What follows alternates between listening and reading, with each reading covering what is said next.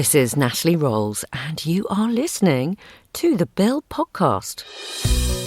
Presented by Rob Cook. Brought to you in association with GeorgeFairbrother.com, shop.saturdaymorningpress.co.uk, vanguardcomics.co.uk, gibconsultancy.co.uk, and mcr-seo.com.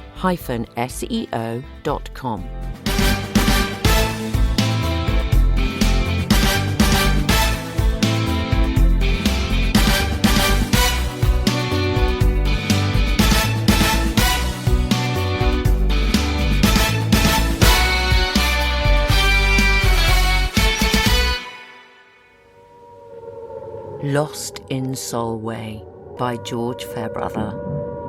One foggy night in the bleak January of 1943, with storm clouds and enemy bombers in the skies above them, life and death decisions confront many of Solway's home front heroes and villains. That night, Sylvia and Sydney, a pair of brave, hard-working young people, are brutally propelled into a strange and incomprehensible world, finding themselves on a remarkable, terrifying, and occasionally comical journey into the unknown. Lost in Solway, available on ebook and paperback from Amazon. Find out more on GeorgeFairbrother.com.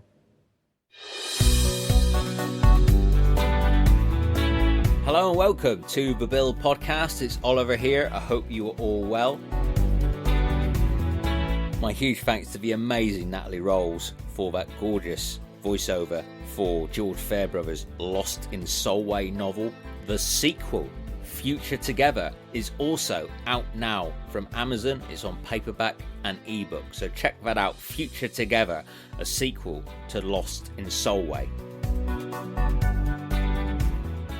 I continue to be extremely grateful to our sponsors, George Fairbrother, Michael Seeley from Saturday Morning Press, Mark Bennett from Vanguard Comics, Stuart Gibbon from GIB Consultancy, and James Crystal from Manchester SEO.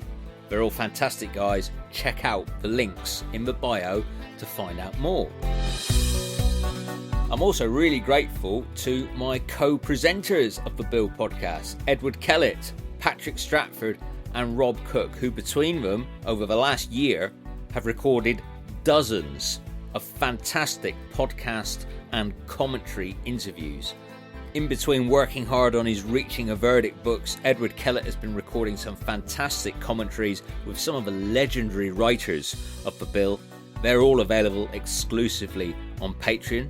While between them, Rob and Patrick have been delivering some knockout podcasts with the likes of Doug Rao, who plays Stuart Turner, Dominic Power, who's Leon Taylor, Carl Collins, who's Danny Glaze. That was a two-part special with Chris Simmons, aka Mickey Webb, and Mark Spalding. Chief Inspector Paul Stritch is back.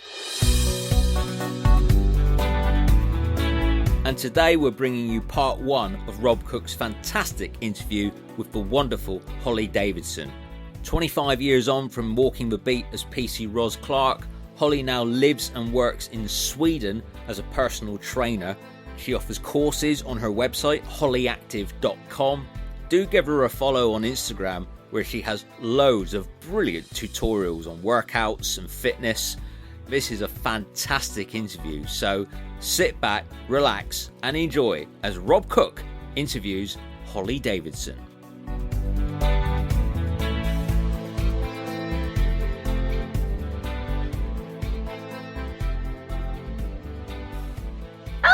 There we go. Hi, how you doing? I am good, thank you. How are you? Yeah, doing well. Absolutely sweltering in the heat. I don't know what it's like where you are at the moment, but... It's nice. It's really nice, but I've heard it's bloody boiling in... Are you in London? No, I'm in Suffolk, so not too far away from London. Thank you for agreeing to chat to me about the Bill and your career. No problem. My pleasure. 46 episodes as Roz Clarke. Wow. We'll just start off with the here and now. Obviously, you're over in Sweden. Can you tell us a bit about the country for those that don't know much about Sweden and what you love about living over there? I mean, I didn't know much about Sweden until I moved here. It's not somewhere on your destination list, but it is. I'm in the south of Sweden. You don't realise how big it is, the country. It's actually 3 times the size of the UK. So it's a pretty huge country, but it has, I think it's like the population, I think it's like 11 million or something. It's very small. So it's a huge country with a very small population. So there's a lot of nature, beautiful woods, amazing coastline and beaches. We're in the southern part, so we're actually very close to Denmark where we are, and we're about 25 minutes away from beaches in the countryside. And I, on a daily basis, when we're driving around, see deer and boar and storks and cranes and kites and buzzards. And it's just incredible wildlife. And yeah, loving it. Oh, that's great. That's great. And much better than I'd imagine living in London for all these years. It's different. It's different, you know. I've been there, done that. And it was a very perfect time in my life to come and live in the countryside. I mean, I grew up in the countryside, so my roots, you know, childhood was spent in the fields and climbing trees, and I knew that I'd come back and be in the countryside at some point. Didn't think it would be Sweden, but here I am. Brilliant. What led you to acting then, back in the day? So it all began with having a big sister who was an actress and looking up to her. And I think, you know, especially, you know, nearly 40 years ago when I was 5, 6, growing up then, being famous wasn't really as much you know, accessible as it is now, kind of thing. It's a dream, you know, and it was not that I dreamt to be famous, but to be an actress. And you would say to your teachers, I want to be an actress. And they'd kind of say, okay, so what's your real job going to be? Because I had my sister Sadie to look up to and go, well, but she can do it. So if she can do it, then I can do it. And it just didn't seem impossible at all. So I, you know, at 14, I got my first very small role, which helped me get an agent. And then at 16, I moved back to London from the countryside. And I left school at 16, didn't go to college, and because I got another acting role. And it was kind of like, do I go to drama school or do I just continue with these acting roles that I was getting? And then just continued acting. And that was, that's how it began. Wow. You obviously didn't go to drama school and pursue the acting roles. Is that something that you wish you may have done, or are you happy that you were getting those regular roles and it kind of didn't matter? I think that's one thing. I think jobs like The Bill were probably, were extremely amazing educational learning. You are learning on the job because you're working with so many different actors, directors, different techniques, different, and it's fast, so you have to learn quickly. You might get handed pages, rewritten lines just before you're about to go on set, and you have to learn them. And it was just, so that for me, I think discipline learning was like, fast track of drama school. Obviously you're not learning the theatre side of it, and there's, other things that you miss.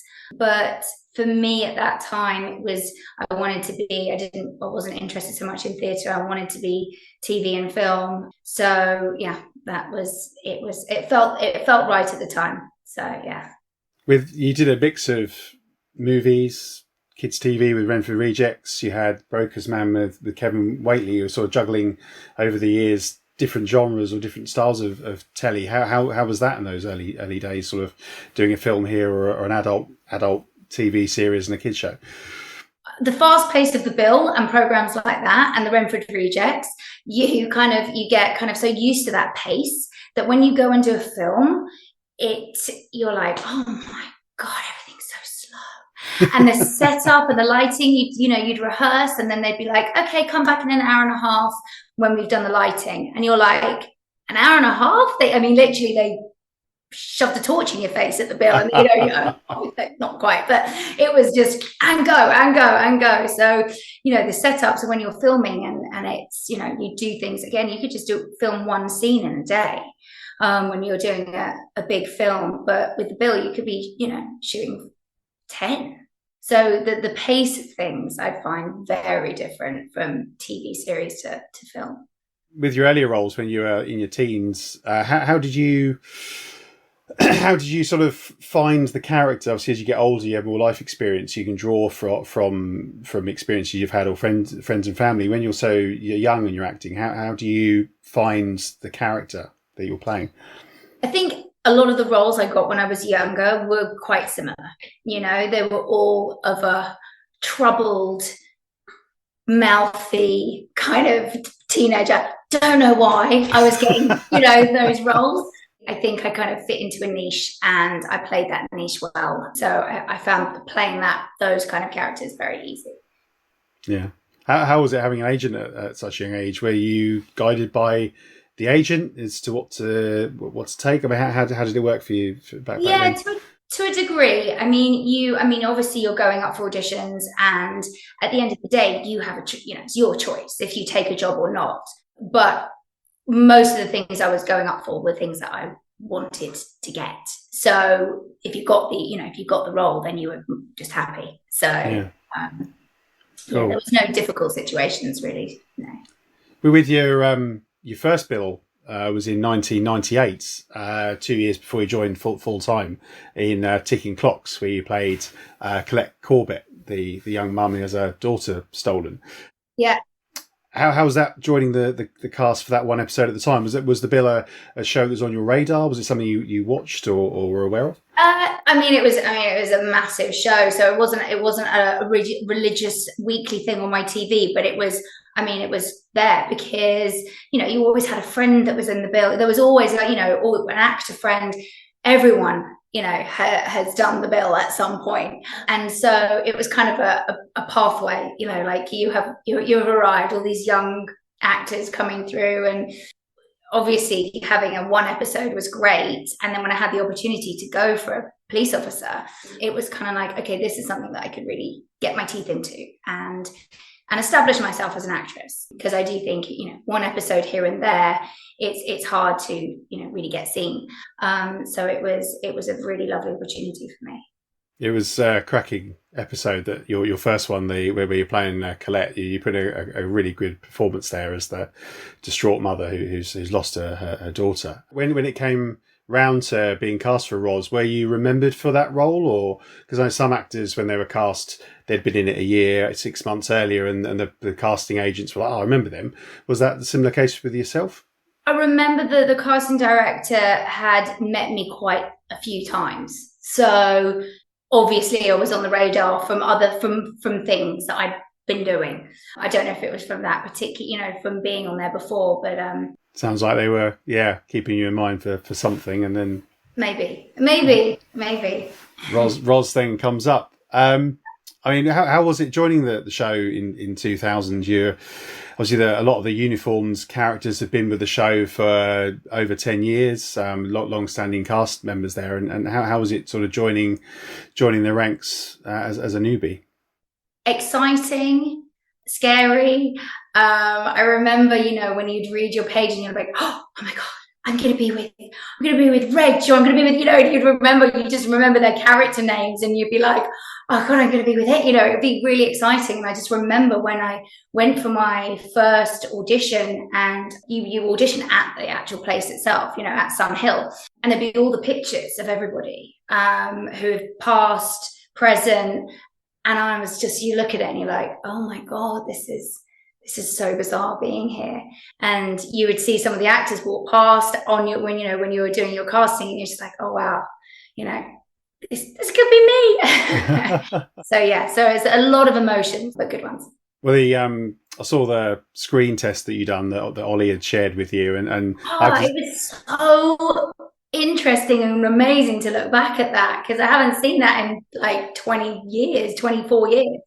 Yeah, it's lovely to reminisce. And I have to say, you nailed the character straight away. If it hadn't been for the fact I knew I was watching a screen test and there were no extras in the background, and also your jumper's a bit out, not quite the right size, it looked like it was taken from an episode. You just nailed it. That was Roz straight away there. There was no hint of it being anyone else. So you certainly nailed the character straight away, which was lovely to see, and also lovely just to see a bit behind the scenes footage, really, because you don't really see much of that.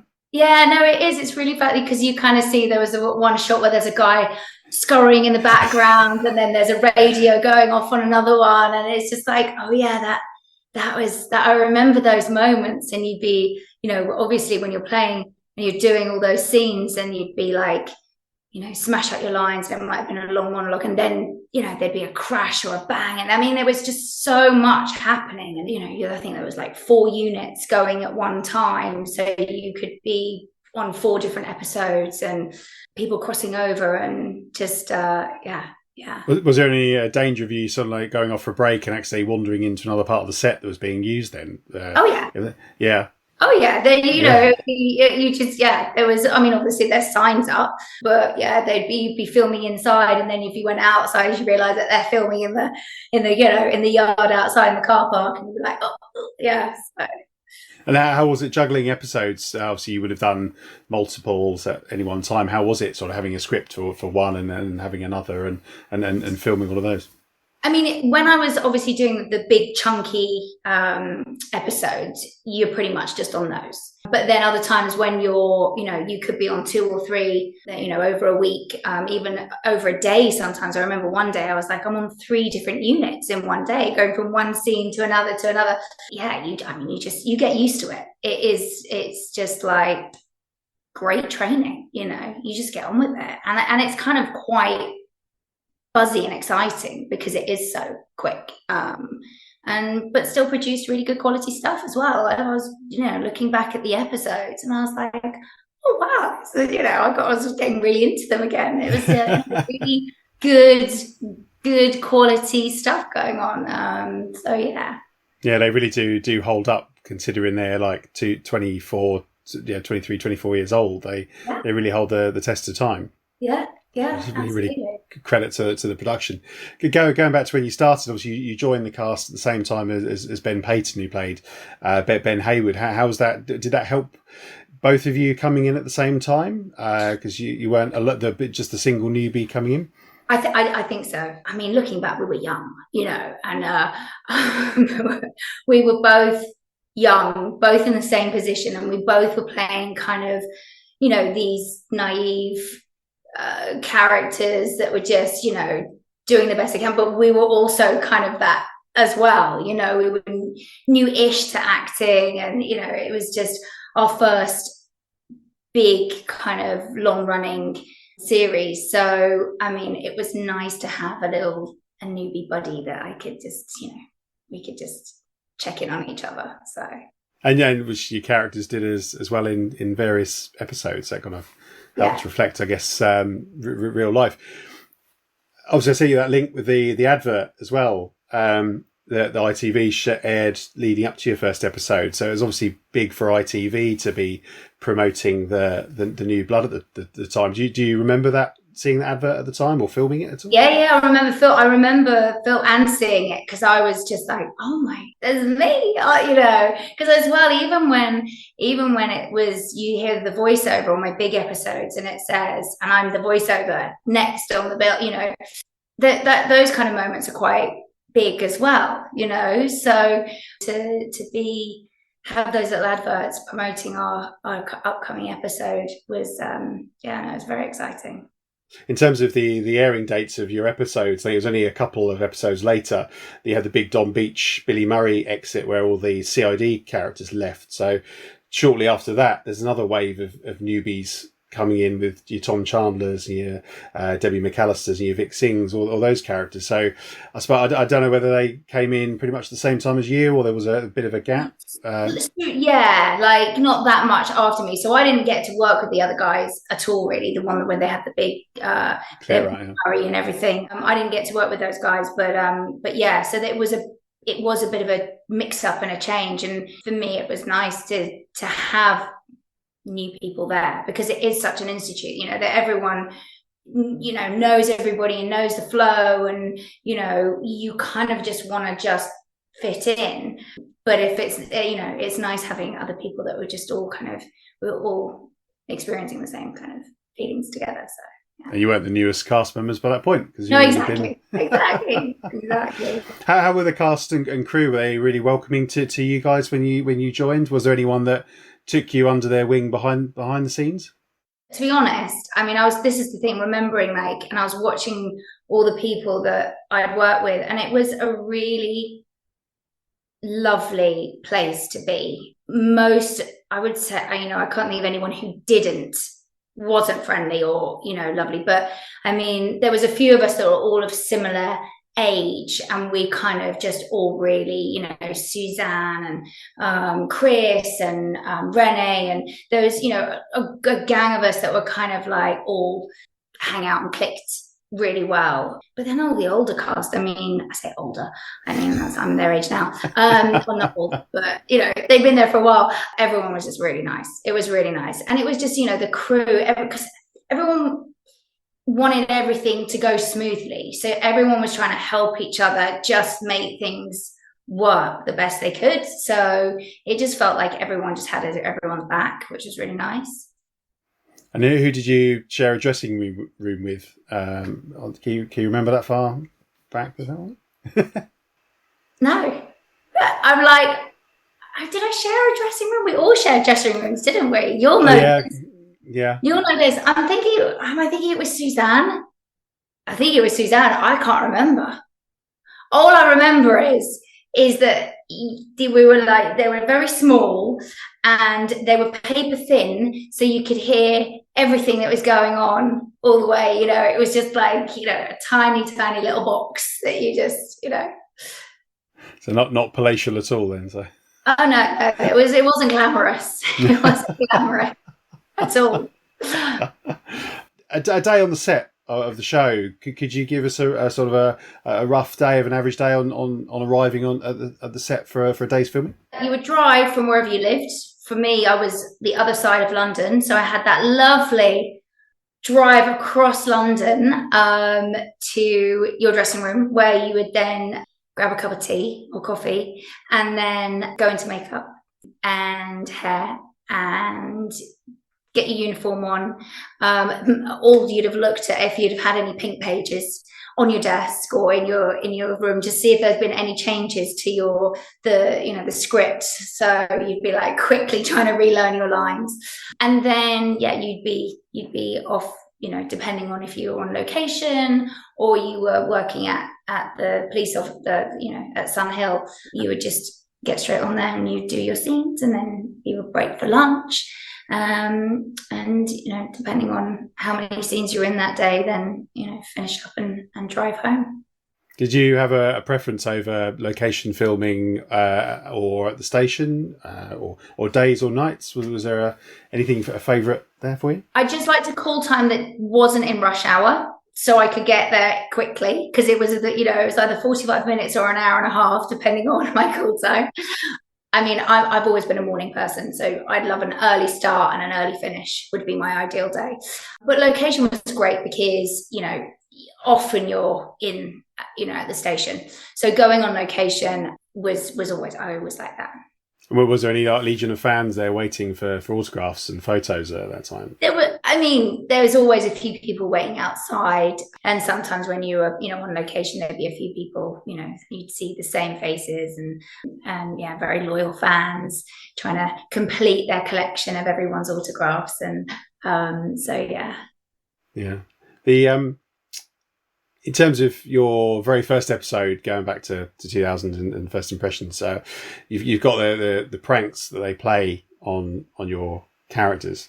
Yeah. And the two major ones for Roz was Nipper Cryer with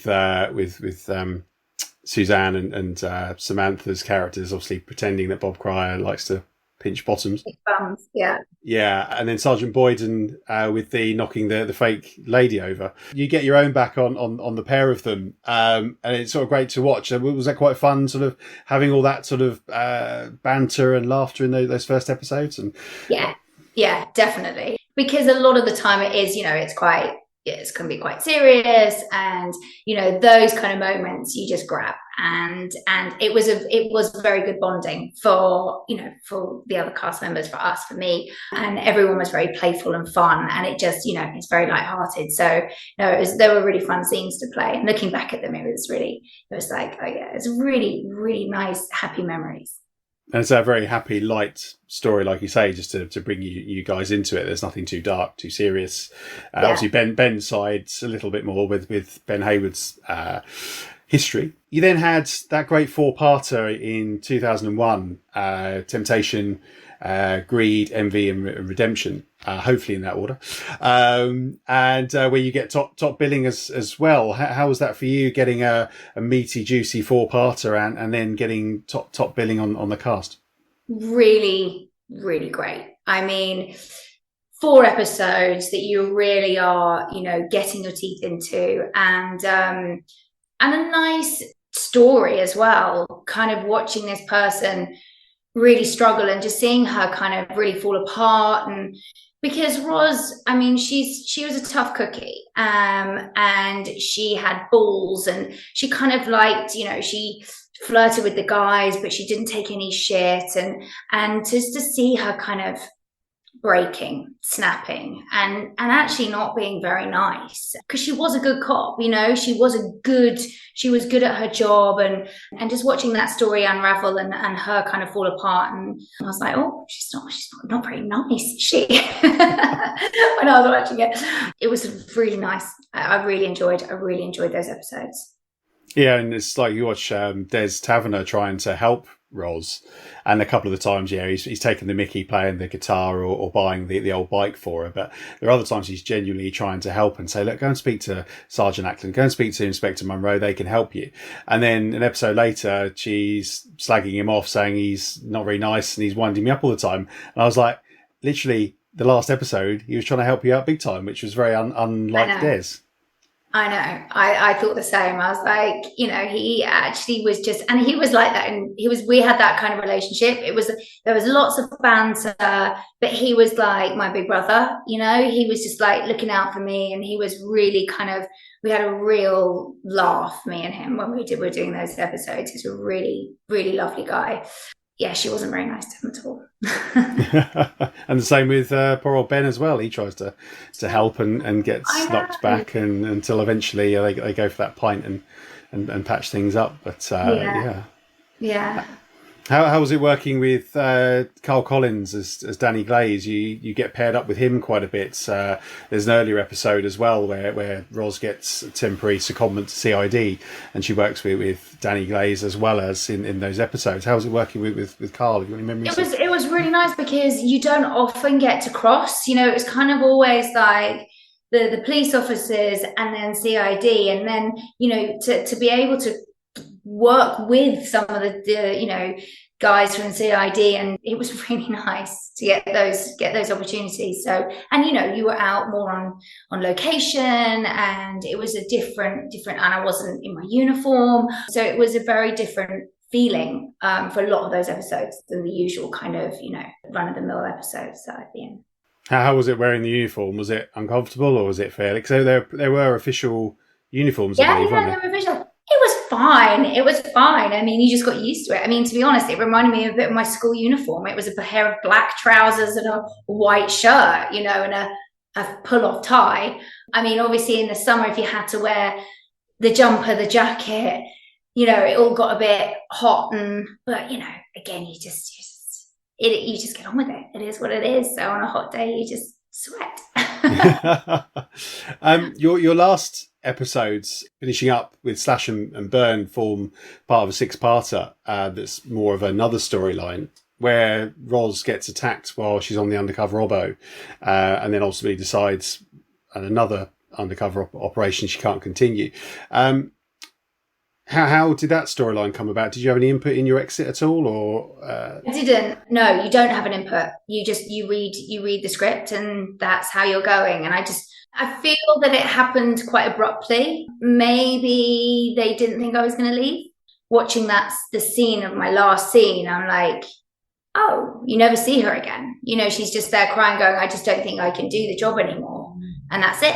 She's gone. I remember watching it back at the time and thinking, oh, she'll be back next week. Yeah. And then I remember there was either the official website or there was another fan Bill website that had all cast photos and profiles, and you got moved to past cast or past characters. I was like, okay, yeah, she's left and she's gone. So it's very, very, quite a quiet, smaller exit considering how much you were given earlier in the year that you were from a teeth in the year that you were there. It is what it is, but I felt like it's unfinished, but maybe there was a possibility of ever coming back, or who knows. But it was just kind of, there was a lot going on in that episode, and mine kind of just took she's gone, and off she goes. This is Natalie Rolls, and you have been listening to the Bill Podcast, brought to you in association with GeorgeFairbrother.com, shop.saturdaymorningpress.co.uk, vanguardcomics.co.uk, gibconsultancy.co.uk, and mcr-seo.com. The Bill Podcast is produced by Oliver Crocker, co-produced by Ben Adams, Glenn Allen, Glenn Cooney, Georgina Dark, Rebecca Deeprose, Bryony Kelly, Maz Mirabilis, Alex Mockler, and Simon Wolfe. Our executive producers are Isabel Allen, Mark Bennett, Rob Cook, James Crissell, Alana Dewar, Andrew Dyack, Dan Evans, George Fairbrother, Stuart Gibbon, Luke Hegarty, Robert Hoger, Edward Kellett, James Ledane, Thomas Johnston, Gary Moncur, Danny Morris, Steph Morris, Laura Pinney-Fay, Isaac Powell, Alistair Wrigley, Michael Seeley, Andrew Sumner, Angel Stannard, Paul Statter, Patrick Stratford, Michael Weil, and Sarah Went. Huge thanks to all you lovely producers who make the Bill Podcast possible. For over 200 hours of bonus content, visit patreon.com/The Bill Podcast.